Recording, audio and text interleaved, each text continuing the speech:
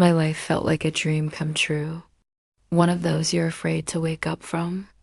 I was about to marry Julian, the man I had pictured for years as the father of my children, my life partner, my safest haven. Everything was prepared with care. The flowers, the menu, the music, even the small details only we understood. My mother cried tears of joy as I looked at myself in the mirror, dressed in my white gown, thinking that I had finally found true happiness.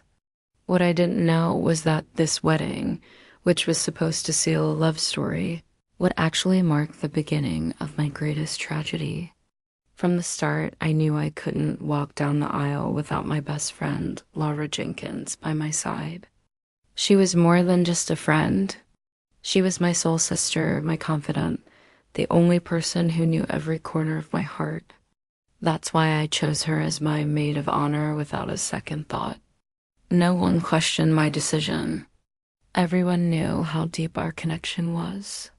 She smiled with a genuine-looking tenderness as she helped me with my veil and made sure everything was perfect. What I didn't know was that behind her sweet eyes, a dark secret was hiding. A secret that would destroy my life from the inside out. We wanted an intimate wedding far from the hustle and bustle of the city. That's why we chose an elegant estate in the hills of Virginia, surrounded by century-old trees and blooming gardens. The place was magical with a stately stone manor, cozy rooms, and a hall with high ceilings and enormous windows that let in the warm light of the setting sun. There, surrounded by our families and closest friends, we dreamed of celebrating our love and starting a new life together. Nothing seemed out of place. Everything felt harmonious. But that same place would soon witness the most painful collapse of my existence. We had rented the entire estate for the weekend so that our parents and the wedding party could stay the night before and after the wedding. We wanted it to be more than just an event. We wanted it to be a moment of togetherness, shared laughter, and joyful anticipation. The night before, we all had dinner together on the patio, which was lit by string lights with soft music playing and glasses of wine in our hands. Julian seemed calm, even affectionate, and Laura never left my side, just as always. No one suspected that behind all that calm, a storm was brewing that would change our lives forever. That night, I went to bed with a heart full of hope, mentally replaying every moment of the day, convinced that I had finally found happiness. I fell asleep late, feeling nervous but happy, picturing the moment I would walk toward Julian in my white dress. The next morning, the first rays of sun came through the window, and I woke up with an energy I hadn't felt since I was a little girl. Lara was the first one to enter my room, bringing me breakfast with a smile that I now remember as a mask. I felt grateful, excited, and secure. I couldn't have known that nothing was real anymore. When it was time, my father took my arm and we walked toward the garden where everyone was waiting for us. The soft sound of string instruments, the white petals on the ground, the tearful eyes of our loved ones. Everything looked like it was from a storybook. Julian was waiting for me at the end of the aisle with glistening eyes and the smile that had made me fall in love with him so many times. I walked toward him, holding back tears, convinced that I was taking the most important and beautiful step of my life. No one could have seen that my I do would actually be the beginning of my greatest heartbreak. When the officiant asked if we accepted to join our lives, I didn't hesitate for a second. My voice was shaky but firm as I said, I do. My eyes full of love as I looked at Julian. He also said, I do, with a smile, though for a moment I thought his expression dimmed right after he said it. I just figured it was nerves that we all feel that little bit of anxiety when we take such a big step. We kissed to the sound of applause, surrounded by white flowers and tears of emotion. In that instant, I believed it was all worth it, that our love was real. The celebration was exactly as we had imagined, intimate, elegant, and full of joy. We ate under a starry sky with soft music playing in the background and candles lit at every table. There were moments of laughter, anecdotes, and hugs that seemed sincere, as if we were all a part of something eternal. Julian talked to our guests and laughed, but there was something distant in the way he looked at me. I didn't want to think too much of it. I thought he was just tired from all the planning and decided to enjoy every second. My father stood up emotional to toast our union, speaking of how proud he was of me and how he had watched our love grow. Everyone applauded, and Julian raised his glass with a smile that didn't reach his eyes, as if he were forcing the emotion. I looked at him, trying to find that usual spark, but all I found was a strange silence in his gaze. I thought that maybe I was just being too sensitive, that I shouldn't look for problems where there weren't any. But deep down, something inside of me was starting to crack, even though I didn't know it yet. After the party, we went up to the bridal suite together, a warm and elegant space we had decorated with flowers and candles to make it unforgettable. My heart was pounding, a mix of excitement and nerves as I thought about how special this night, our first as husband and wife, would be. I closed the door softly, wanting to prolong the intimate moment, believing we were about to seal our story with love. Julian placed his watch on the nightstand, took off his shoes without looking at me, and sighed heavily. I went to hug him, and that's when I heard it. "I'm tired," he said, not looking at me, his tone dry and flat, as if I wasn't even there. I stood frozen, trying to figure out if it was a joke, if something had happened that I didn't see. But his face was serious, distant, and completely devoid of emotion or desire.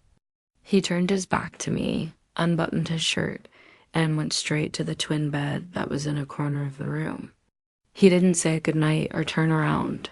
He just turned off the light, leaving the room in a silence that hurt more than any yell.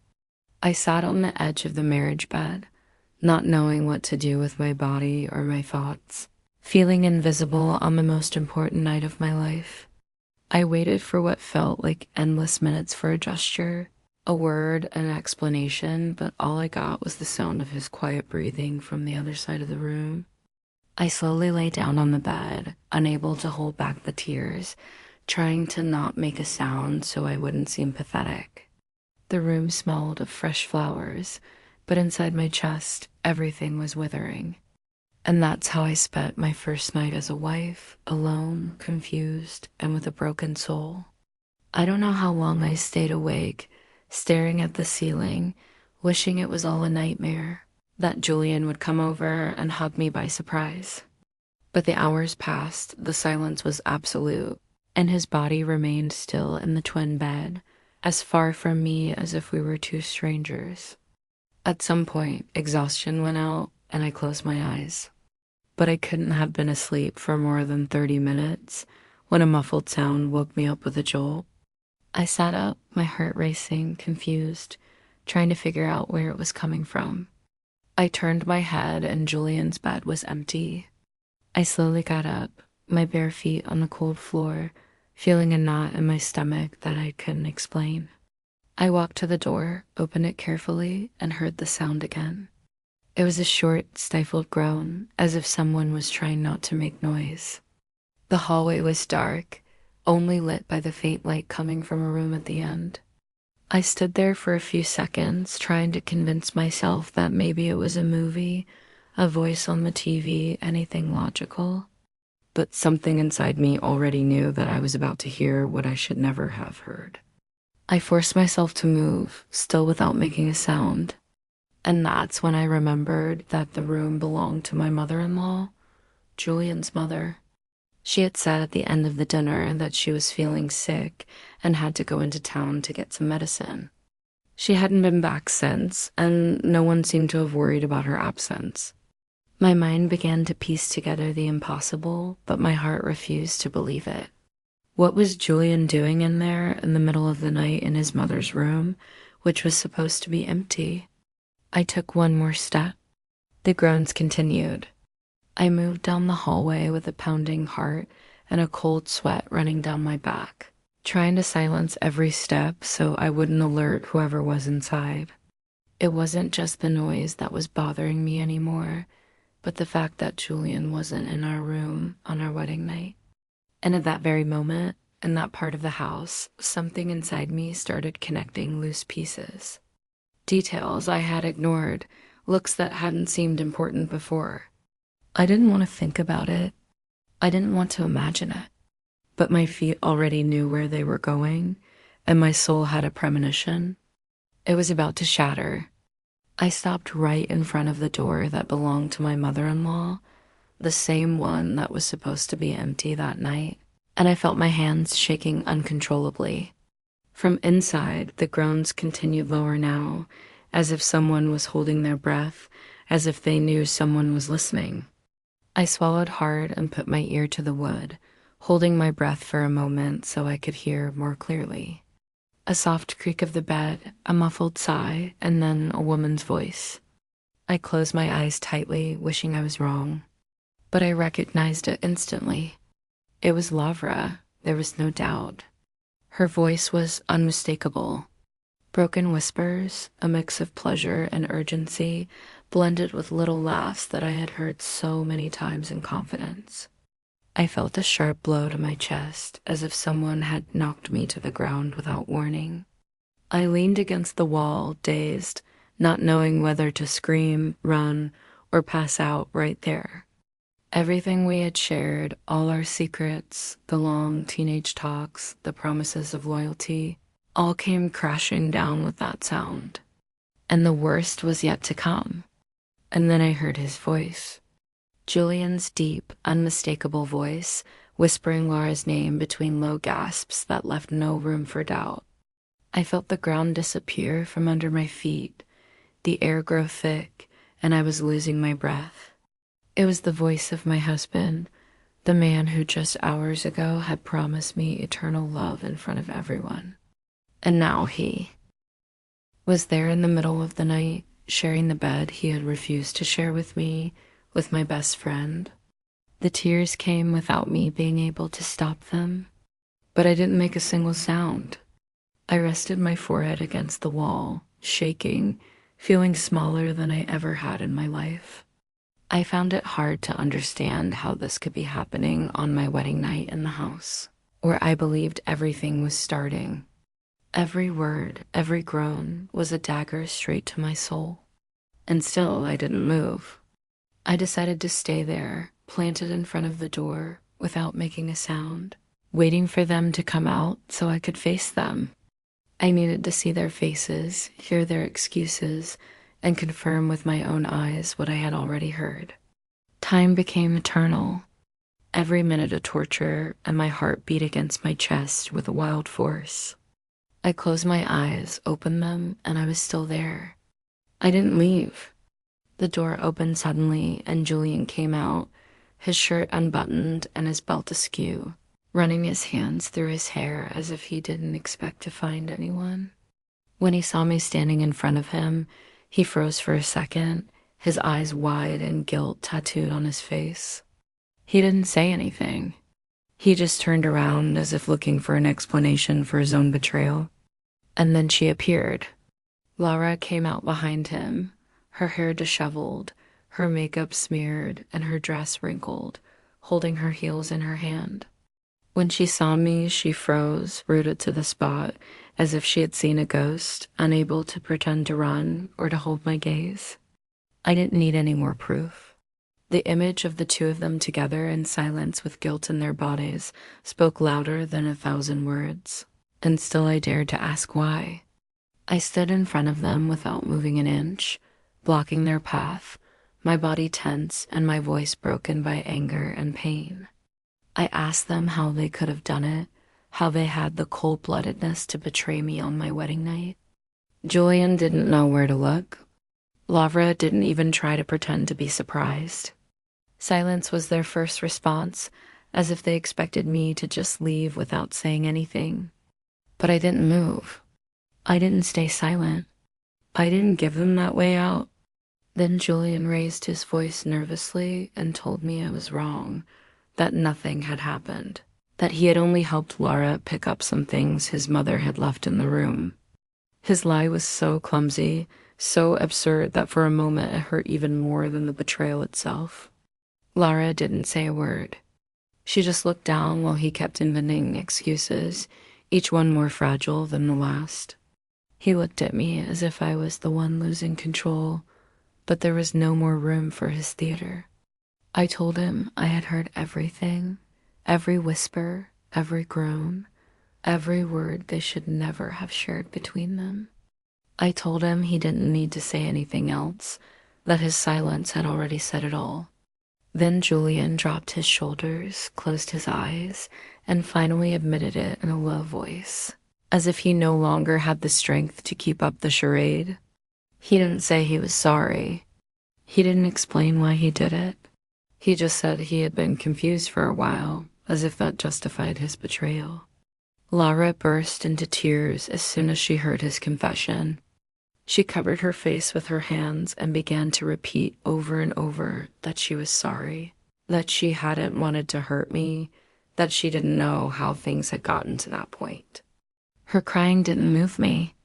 It was too late for tears, too late for regrets. For years, she was the person I trusted most, and she had stabbed me in the back without a moment's hesitation. She was no longer my friend. She wasn't even a stranger. She was a threat, and in front of me, there was only an empty woman. I felt something inside me break into a million pieces, something that had no shape or name, but that held everything I was. My legs were shaking, my chest was burning, and I could barely breathe as if the air was betraying me just like they had. I didn't cry anymore. There were no tears left, only a mute, dry rage that consumed me from within. My wedding had turned into a nightmare, and I was no longer the same person. I didn't say anything else. I went to the room, gathered my things without looking at anyone, and went down the stairs. My gown still on, my face burning, and my soul in pieces. No one followed me. I walked across the garden barefoot, ignoring the cold of the early morning and the fog that was beginning to cover the ground. I just wanted to get away, to disappear, to breathe air that didn't smell like a lie. And so I left without a goodbye, without an explanation, with a broken heart and my dignity intact. I walked for hours with no destination down empty roads, my dress dragging in the dirt and my makeup a sad shadow under my eyes. No one passed by, no one asked, and in a way I was grateful that the world kept turning without knowing about my tragedy. I sat on a bench next to a dry field, shivering from the cold, replaying what I had heard and seen over and over again. I didn't understand when everything had gone so wrong. It was my wedding night, and I was alone, broken and lost. When the sky began to lighten, I retraced my steps, guided more by exhaustion than by a conscious decision. The estate was still quiet, sleeping under the faint light of dawn, as if nothing had happened. I entered through the back door without a sound, feeling like an intruder in a place that just hours before had been the scene of my happiness. I didn't know what I was going to do, but something inside me needed to find closure. I couldn't leave without telling the truth. The dining room was filled with soft voices, plates of fruit, coffee mugs, and the smiles of strangers, as if everything were continuing its natural course. My parents, my in-laws, the wedding party.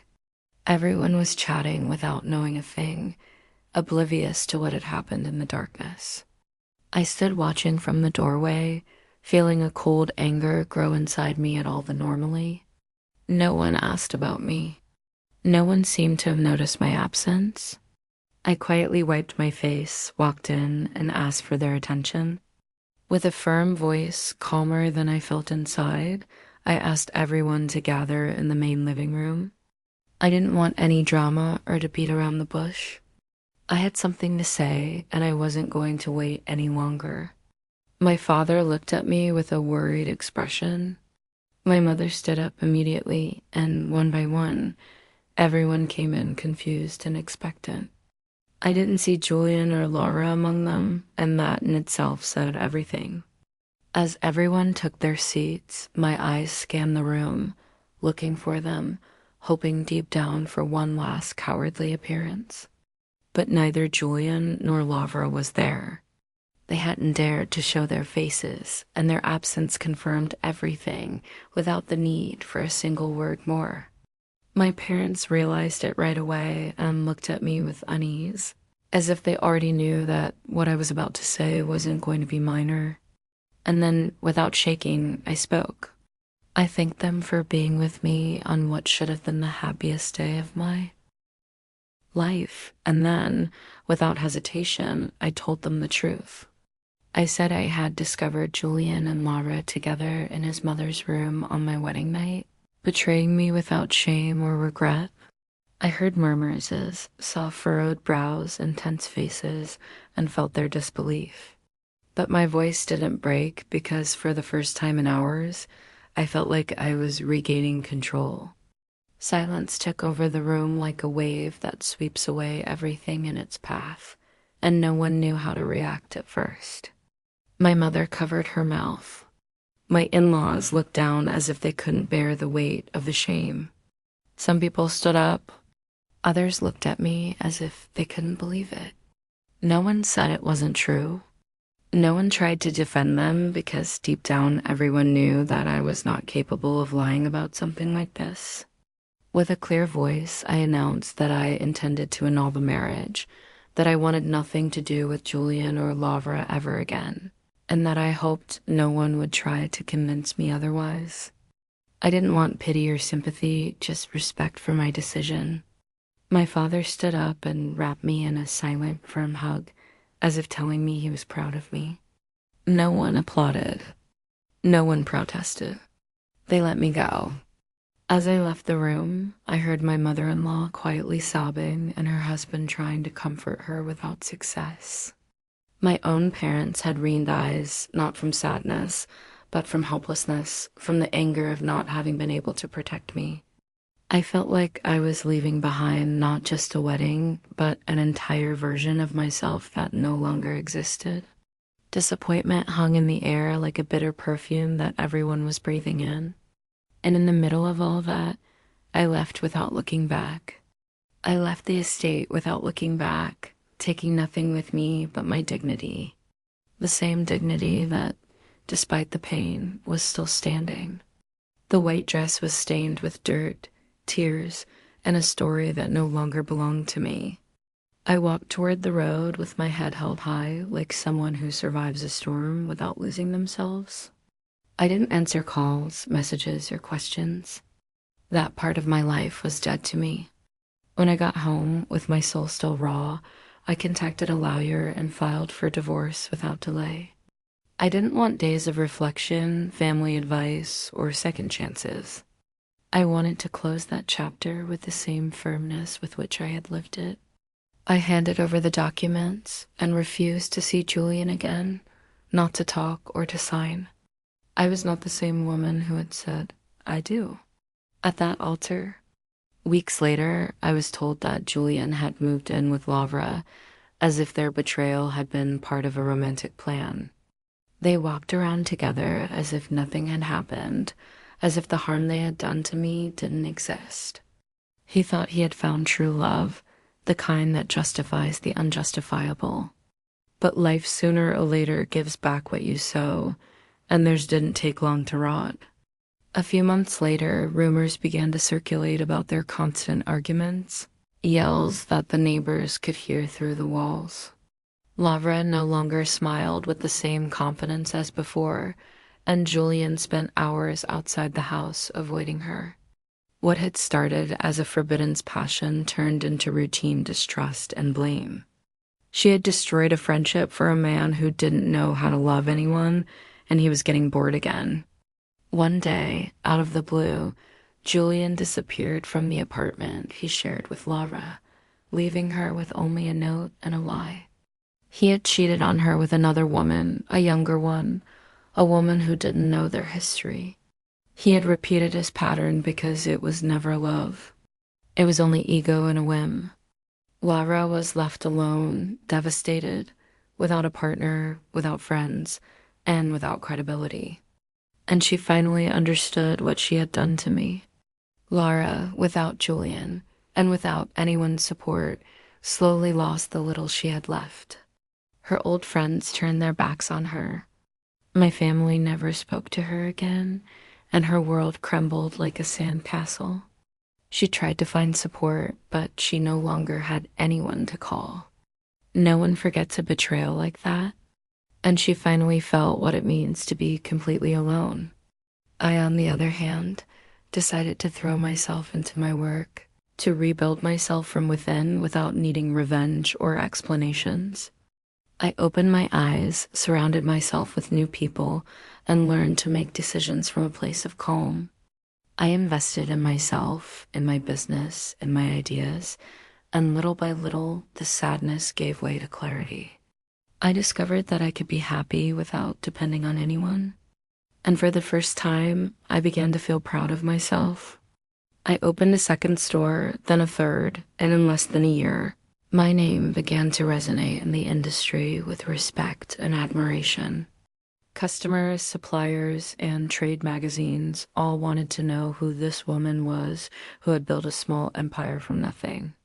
But I wasn't looking for recognition. I was just looking for stability. The independence I had always dreamed of was something I was building with my own two hands, and no one could take that away from me. 3 years passed. My life was different, serene, solid, without turmoil or open wounds. It no longer hurt to remember that night. On the contrary, it reminded me of how far I had come since then. I have left Julian, Lara, and everything they represented behind. I had learned to be alone without feeling empty. And just when I wasn't looking for it, the unexpected happened. It was at a business meeting during a presentation with other entrepreneurs that I met him. His name was Daniel Jackson, and he spoke with a quiet confidence that wasn't intimidating, but captivating. He didn't try to impress me or sell himself. He just listened to me carefully and asked me questions no one had ever asked before. I didn't feel butterflies. I felt peace. And in that moment, I knew something was about to begin. With Daniel, everything was different from the start. No urgency, no empty promises, just sincere conversations, mutual respect, and silences that weren't awkward. He didn't pressure me or try to fill any void. He accompanied me naturally, letting me set the pace. Slowly, I began to look forward to his messages, to hear his voice, to miss the way he looked at me. It wasn't a crazy passion. There was something deeper.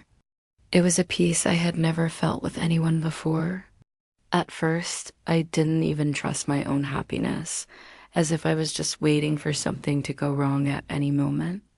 But Daniel understood without me having to explain it. He was patient, steadfast, and constant.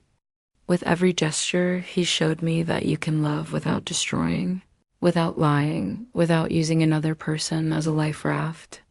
I learned to trust again, not because he asked me to, but because the way he was with me allowed me to. And with that, I finally healed the wound Julian had left. When we officially started dating, everything flowed naturally with no need to hide or justify myself.